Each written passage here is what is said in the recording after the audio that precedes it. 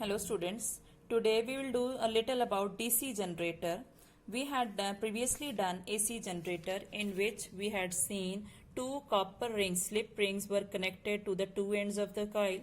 The difference in AC generator and DC generator is merely this: the slip rings are replaced by the commutator rings which is being connected to the two ends of the coil. Hence, when the two half rings of commutator are connected to the two ends of the generator coil, then one carbon brush is at all times contact with the coil arm moving down in the magnetic field, while other carbon brush always remains in contact with the coil arm moving up in the magnetic field, and due to this, current in the outer circuit always flows in one direction. You can see one of the rings, commutator rings, is always in contact with the brushes, so the current continuously flows through the one or the other brush continuously in one direction.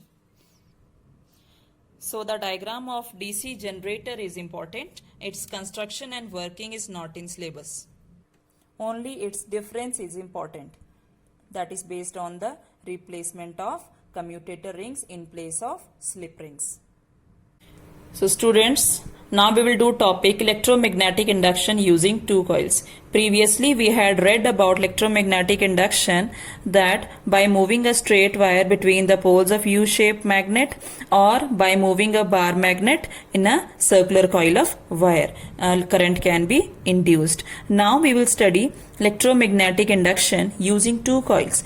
In this, if current is changed in one coil, then current is induced in the other coil kept near it.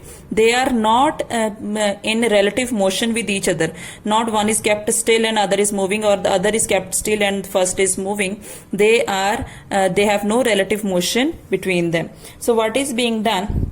We have taken two coils, coil A and coil B. And coil A is being connected to battery with a switch, while the coil B is connected to a galvanometer. What happens in this experiment, when the switch is put on and the current is run through the coil A, the galvanometer shows deflection in one direction. It means when current is produced in coil A and the current is being induced in coil B. Then in the second step, when the current is switched off in coil A, the galvanometer shows deflection but to the opposite side. So if we continuously switch on and off the current, we see that galvanometer shows deflection in opposite directions. Since the current induced in coil B changes direction continuously, so it is called as alternating current. So from here we come to know, whenever the current in coil A is changing, electric current is being induced in the nearby coil B. Therefore, coil A, which is causing induction in which the current is being produced, is called as primary coil, and the other coil in which current is induced is known as the secondary coil. Now we will discuss the reason why a change in current in coil A induces current in coil B. What happens when the current in coil A is switched on? It acts as an electromagnet, as we know, then and produces a magnetic field which affects the coil B, and thus it is same as pushing a magnet into the coil, so an induced current flows in coil B for a moment. When the current in coil A becomes steady, magnetic field also becomes steady and current in coil B stops.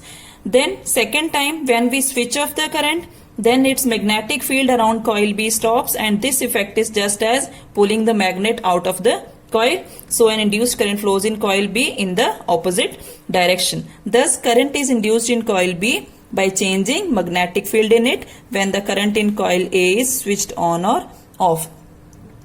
Thus, if coil A is connected to alternating current, then constant current will be induced in coil B, and whose magnitude will depend on the relative number of turns of wire in coil A and coil B. So it depends upon number of turns. Number of turns in primary coil is more than the number of turns in secondary coil. Here primary coil is coil A and secondary coil is coil B. So, and this is used in making transformers, in step-up transformer, step-down transformers, that we will study in higher classes. And these transformers are used at power stations in a variety of electrical appliances such as radio sets or TV sets. Next हमारे पास है sample problem. A coil of insulated copper wire is connected to a galvanometer. Clear? हमने galvanometer के साथ एक copper wire को connect कर दिया. What will happen if a bar magnet is pushed into the coil? अगर हम bar magnet को coil के अंदर push करेंगे तो क्या होगा? Momentary deflection show करेगा galvanometer because there is momentary production of current in the coil. Second question क्या है? What will happen if the magnet is held stationary inside the coil? When the magnet is not moving inside the coil, there will be no current produced and hence no deflection in the galvanometer. Third thing is, what will happen if the magnet is withdrawn from inside the coil? So if it is withdrawn, it will move opposite to the direction in which it was moving. So the galvanometer will show deflection in the opposite direction. Next हमारे पास question है regarding AC generator. ये क्या है? Explain why the direction of induced current in the coil of N AC generator changes after every half revolution of the coil. Half revolution हमने देखा था कि एक बार जब कॉइल जो है, एक हैंड आर्म जो है उसका वो डाउनवर्ड्स मूव करता है और दूसरा आर्म अपवर्ड्स मूव करता है, फिर दूसरा आर्म डाउनवर्ड्स मूव करता है और अपवर्ड्स मूव करता है. तो हमने ये देखा है कि each side of the generator coil starts moving in the opposite direction in magnetic field. We have seen one is moving downwards, other is moving upwards. Similarly, the side of coil which was initially upwards, after half revolution it goes downwards. ठीक है? So due to this, the change in direction of motion of the two sides of the coil in magnetic field after every half rotation, क्योंकि इसकी direction of motion change होती है, एक बार downwards जाती है वही coil, दूसरी बार upwards जाती है, फिर downwards जाती है, फिर upwards जाती है. So the direction of current produced in them also changes after every half revolution.